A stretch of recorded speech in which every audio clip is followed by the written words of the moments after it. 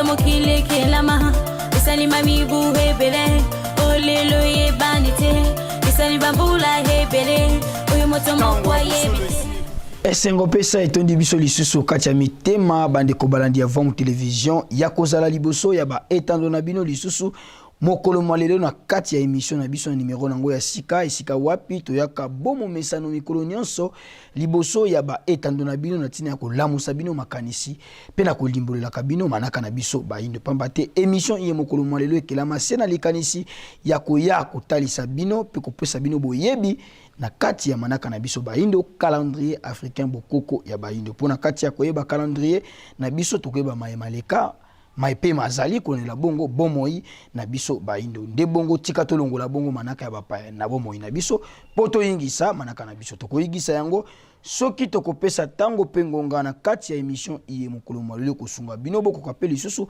ko maîtriser penza malamu calendrier africain bokoko ya baindo lisusu totondi bino botondi bolandi malamu pe to pesi bino bambote ya mingi na bisika nyonso iye bozwami tika to simba babuku na bikombeli na biso pona kokoma ete mokolo malelo kati na manaka na biso tozali bongo mokolo mwankenge ya motoba na sanza ya motoba na bopemi ya mibale eleko ya mibale mobu monkama na tuku misato na misato na kati ya manaka na biso bahindu oyo ebalani bongo na manaka ya bapaya mokolo malelo mardi le 15 février 2022 bandeko balandi ya vamu télévision tango nyonso bokomona kabiso liboso na bino ya bitando ezalaka se na tina ya kolimbolela bino manaka na biso na kati ya calendrier africain bokoko ya bahindu esika wapi tolobaka na bino bosimba pe boyeba ete tozalaka bona mikolo minei na kati ya poso mikolo tuku mibale na mwambe na kati ya sanza pe mikolo kama misato na tuku motoba na minei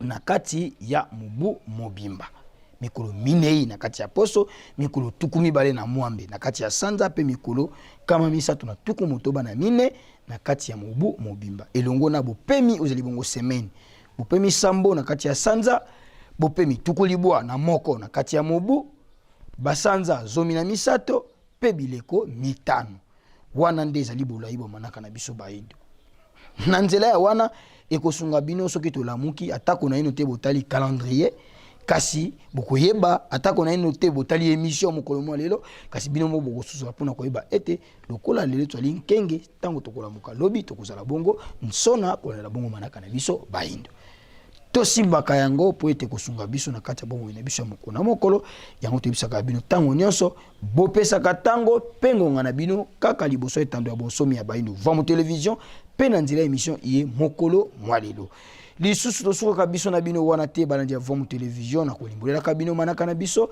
na kati ya calendrier africain bokoko ya bayindo po nini te toya lisusu kosepela elongo na babotami ya mokolo mwa lelo bino baye bozali bongo bobota bongo mokolo mwa lelo totombeli bino bambotama elamu bambutukulu ya mbote kimia tata mokeli ekoka bongo kozala okati ya bomoi na bino tina ko bakisa bino mikolo ebele po ete bokokisa mai bosile ko ena yango na mokili na bino pe lisusu bokosepela totombela bino bambotama elamu na vamu télévision boyeba na kobenga biso na ba numéro o ezali bongo affiché na set tando ya bonsomi ya baindo avant 48 heures tolobaka tango nyonso ete manaka na bino esengi ekomela biso po tokotombela bino pete ekoka bon koleka na ndenge ya malamu bomo mesano lokola tosalaka epai ya bandeko nyonso lisusu tombeli na bino bambotama elamu bambutukulu ya mbote lelo mbotama na yo lelo mbotama na yo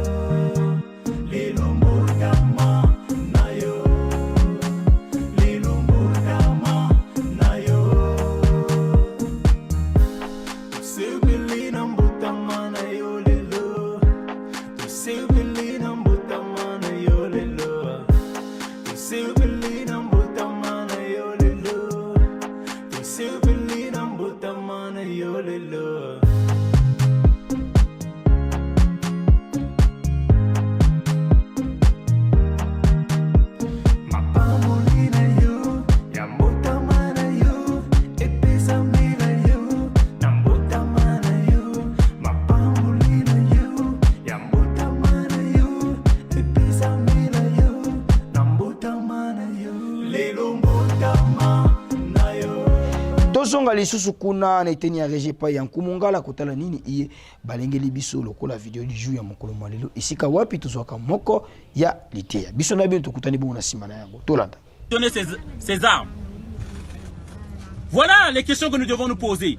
Alors, je parlais de l'immigration. Nous venons ici à cause de cette politique française, de vos élus pourris, comme les Jean-Yves Le Drian. Ces élus-là sont des pourritures. Et je dis bien, surtout ceux-là qui sont haut placés, les mêmes qui ne veulent pas diminuer leur salaire et qui sont déconnectés de la société, qui ne savent pas le litre d'essence coûte à combien. Et ils vous imposent des taxes parce que eux-mêmes, ça leur coûte rien. Alors je viens m'indigner parce que l'Afrique est en colère. Nous ne voulons pas venir ici. Nous ne venons pas ici parce que nous sommes derrière le camembert.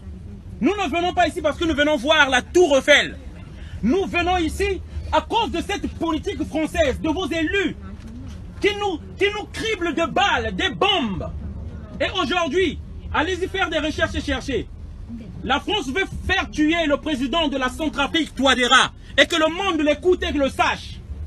Parce que simplement, la France n'accepte pas que la Centrafrique se range vers la Russie.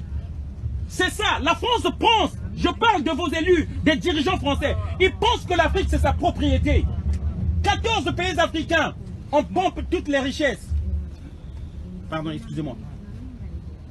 14 pays africains qui sont devenus comme des esclaves de la France. On pompe toutes nos richesses. On prend le pétrole, on prend l'or, on prend tout ce que nous avons. On n'arrive plus, la pilule ne passe plus.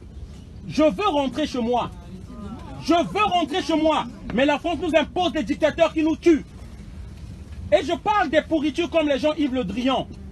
C'est eux qui veulent détruire l'Afrique. Nous voulons que ça change. On appelle à la jeune génération qui arrive. Nous courons vers une fracture sociale. L'Afrique est en colère et ça ne peut plus continuer. Voilà le message que je voulais faire passer pour votre connaissance. Faites des recherches pour Google. Parce que vous ne pouvez pas vous dire que vous avez des portables entre les mains et vous ne savez pas comment on procure ces portables-là. Il y a le son là.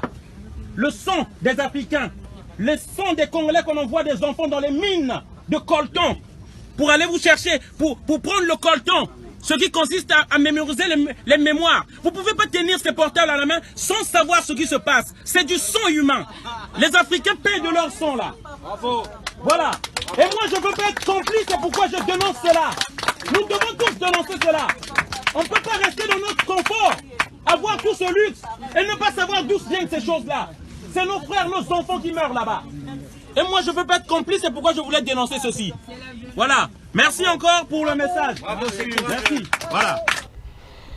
Matondo mingi, matondo lisusu mingi na bino balandi ya Vamu Télévision etando ya bonsomi ya bona pe ya bola musiba ndo na pongi na tango pengonga iye bomeseni kopesa biso na tina kolandaka émission na bino mokolo mwalelo tolobaka na bino soki tolandi mai oto kocelaka bino tobendaka ya motuya tope bongo liteya oyo ebimi na mai tosili kolanda ekumba lisobo sosoli epesa mayele na kati ya kozala na biso pamba te na nzela ya nsongi ya dina mfumu kosuka muzala mpana na ngola nyonso ya mokili evandi epai na bango yango tolobaka na biteni nyonso bakolobelaka soki totie mateya na centre bomoi na biso ekokumba mbongwana na kati ya kozala na biso ya mokolo na mokolo tozongisa matondo na bango meli suni nsongi ya nzila fumu kusonkiambu nzala mpanda na ngola na mosala iye bazali kosala ya kozongisa baindo bansomi na mabele na bango mponini te na banengo akialaki o bangangu nja mfumu kimbangu elongo na bino nyonso balandi ya Vamu Télévision etanda bonsomi ya bwani ape ya bolamusi baindo na pongi bosepelaki na kokomela biso na bitando na bino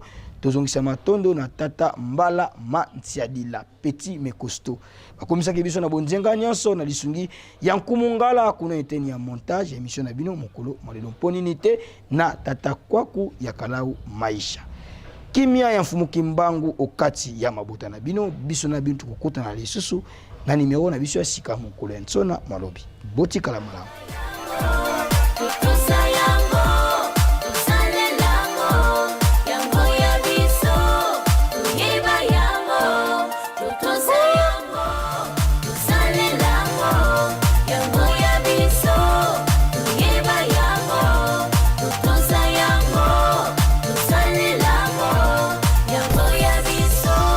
Ibele ba yebite moto mokili kelama isali mami bu hebele olelo ye bandite isali bambula hebele uyu moto mokwa yebite